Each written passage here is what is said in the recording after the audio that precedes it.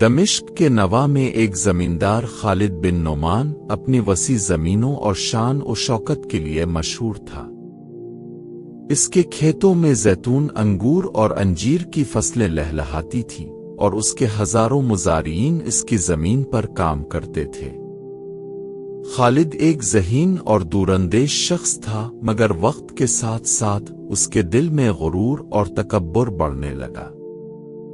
ایک دن دمشق کے ایک درویش شیخ زاہد اس کے محل کے قریب سے گزرے۔ انہوں نے ایک مزارع کو روتے ہوئے دیکھا جو کہہ رہا تھا، ہم دن رات محنت کرتے ہیں مگر زمیندار ہمارا حق نہیں دیتا۔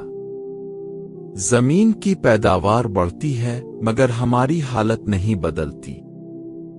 شیخ زاہد کو یہ سن کر افسوس ہوا اور وہ خالد بن نعمان کے پاس گئے۔ انہوں نے کہا، اے زمیندار، یاد رکھ زمین اللہ کی ہے، ہم سب مسافر ہیں۔ انصاف کرو ورنہ وقت تم سے حساب لے گا۔ خالد نے درویش کی بات کو ہنسی میں اڑا دیا اور کہا، یہ زمین میرے آباء و اجداد کی میراث ہے اور میں اس کا مالک ہوں۔ جو میرے خلاف ہے وہ قسمت کے خلاف ہے، مگر قسمت کا کھیل نرالا ہوتا ہے۔ کچھ ہی دنوں بعد دمشق میں ایک شدید طوفان آیا۔ بارشوں نے کھیتوں کو برباد کر دیا، ندیوں نے زمین نگل لی، اور خالد کے کئی غلام اور مزارع دوسرے علاقوں کی طرف نکل گئے۔